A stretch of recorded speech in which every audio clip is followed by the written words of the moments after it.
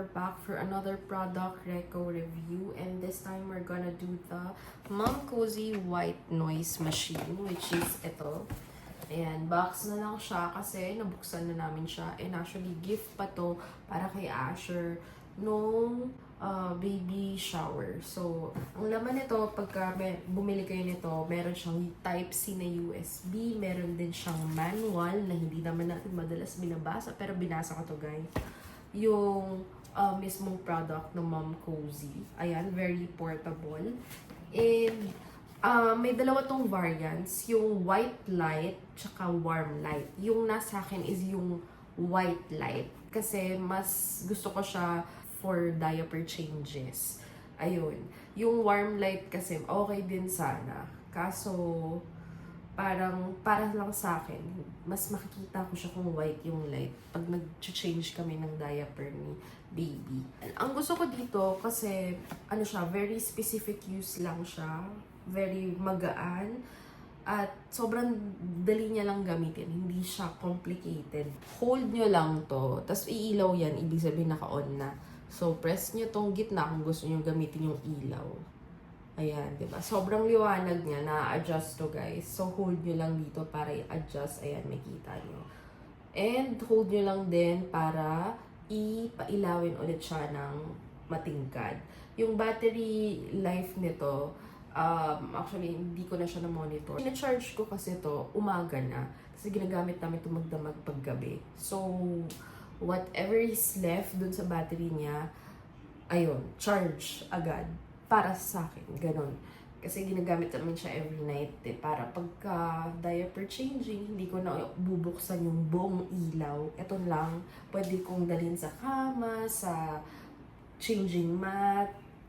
Kasi pwede ko siyang bitbitin. Pwede nga to for travel eh. Ayun. So, Type-C yung battery. Dun sa mga meron na nito, comment kayo down sa comment section natin kung ilan yung usually standard ng charging hours nyo. Kasi yung sa akin, hindi ko na naman monitor. Pero, ayun, yun lang yung routine ko. So, meron daw itong 20 white noise na, alam niyo naman guys, na yung white noise nakaka-help daw sa baby. Pag natutulog din sila, para mahimbing din sila ng tulog, para ma-relax, yung ganun. Makatulog agad, parang ganun daw yung sa white noise. So, eto, meron siyang, sa manual kasi nakalagay kung ano yung mga sounds niya. May 20 sounds siya. So, pakita ko lang sa inyo. On ulit natin. Hold lang natin. Tapos ilaw yan dito. Ibig sabihin, pag umilaw, ayan, ano na, ready to use na. So, play natin yung sounds. Yan. So, ito yung una. Manual niya kasi nakalagay yung Introduction to Sound Sources. 20 sound options. Yung number 1, crickets, which is ito. Laksan natin. Yung number 2, bird tweet. Number 3, seagull sound. Number 4, campfire. 5, yung running stream. 6, yung ocean waves. 7, soothing ocean waves. 8, yung distant ocean waves. 9, yung rainfall. Yung 10, heavy naman na rainfall. Yeah. So, 11, piano music stars.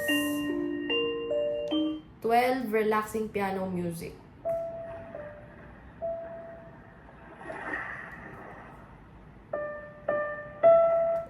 13, piano music na nature naman.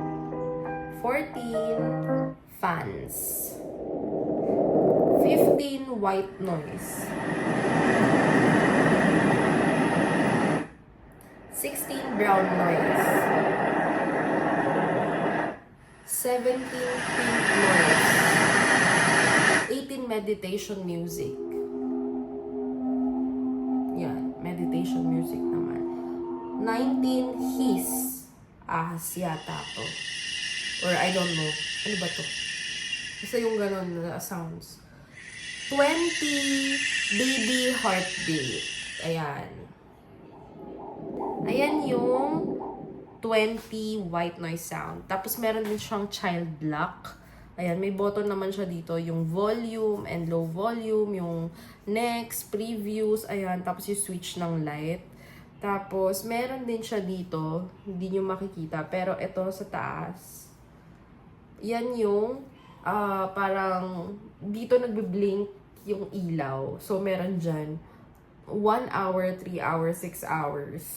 3 hours, 6 hours, tsaka yung ganun na battery charging indicator. So, pag nagbe-blink yung ilaw doon sa 1 hour, ibig sabihin sa 1 hour nyo siya sinet, pwede nyo rin siya iset sa 3 hours, 6 hours, ayun. Tapos kung charging siya, ang magbe-blink dito yung charging indicator niya sa dulo. And then kung full charge siya, iba-iba raw kasi kada batch, iba-iba. Pero ito kasi pag na full charge, nalalaman ko, kapag yung blinking light niya, steady na, hindi na siya namamatay. So, ibig sabihin, full charge na siya. So, ayun lang guys. Ito, very worth it siya para sa akin. Another mom recos kasi, ang ganda niya, ang gaan niyang dalhin, ang liwanag ng ilaw niya. Ako kasi personally, ang ginagamit ko na lang dito madalas yung pailaw kasi lumalaki na si Asher. Tsaka nakakatulog naman siya ng mahimbing lately. So, madalas ko nang gamitin yung ilaw talaga. Night lamp, pag nagpapalit ng diapers, ayun. Tapos pag magta-travel kami, ginagabi na kami. Ito, minsan dinadala ko to. So, ayun lang guys. I'll see you guys sa mga next pa natin na product recos review or product review or kung ano man yan guys.